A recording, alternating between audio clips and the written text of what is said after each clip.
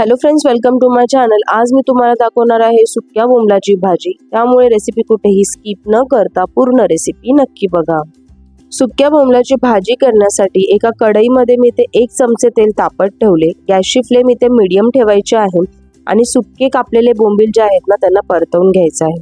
इथे मी बोंबलांना धुवून नव्हते घेतलं, असेच बोंबील मी परतवून घेतले। मीडियम फ्लेम वरती 3 ते 4 मिनिटे हे बोंबील खरपूस होईपर्यंत भाजून घ्यायचे आणि त्यानंतर पाण्यामध्ये टाकून ह्याला स्वच्छ धुवून घ्यायचे।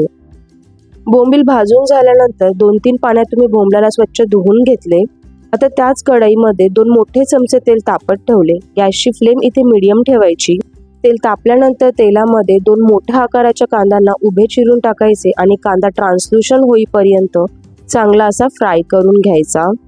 ते गॅसची फ्लेम मीडियम टू हाय ठेवून मी कांद्याला छान परतवून घेतले। कांदा परतल्यानंतर मी इथे एक भरड टाकून घेतली।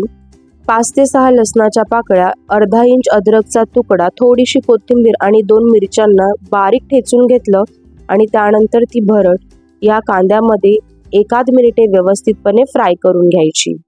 तुम्हाला हवं असल्यास इथे तुम्ही अद्रक लसूणची पेस्ट नुसतीच वापरली तरीही चालेल।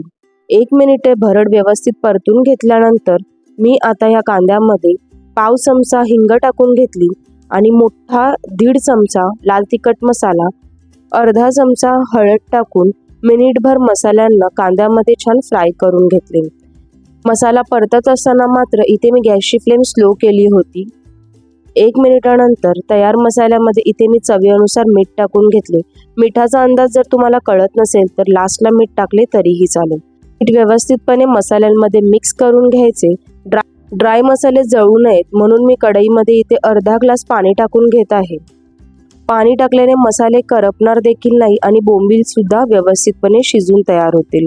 ग्रेव्ही छान ढवळून घेतल्यानंतर कढईवरती झाकण ठेवून गॅसची फ्लेम मीडियम ठेवली आणि 3 ते 4 मिनिटांसाठी वाफ काढून घेतली।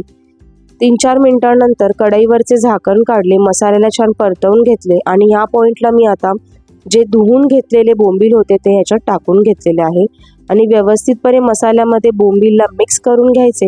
गॅसची फ्लेम मीडियमच ठेवायची आहे। 1 मिनिट ह्याला असंच परतवून घ्यायचे। त्यानंतर गॅसची फ्लेम स्लो करून कढईवरती झाकण ठेवायचे आणि 7 ते 8 मिनिटं या बोंबलाला छान शिजवून घ्यायचे।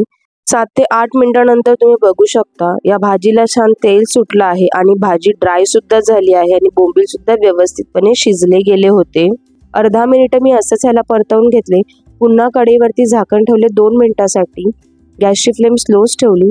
पुन्हा कढईवरचे झाकण काढले आणि गरमागरम ही जी बोंबलाची भाजी आहे ती मी ते सर्व केलेली आहे। ह्या बोंबलाचं सुक्कं तुम्ही दाल राईस किंवा चपाती, बाजरीची भाकरी, ज्वारीची भाकरी कशासोबत सुद्धा ट्राय करा। गरमागरम खाण्यासाठी एकदम उत्कृष्ट असं लागणार। तुम्हाला माझी आजची रेसिपी आवडली असेल तर चॅनलला लाईक, शेअर आणि सबस्क्राईब करायला विसरू नका। थँक्यू।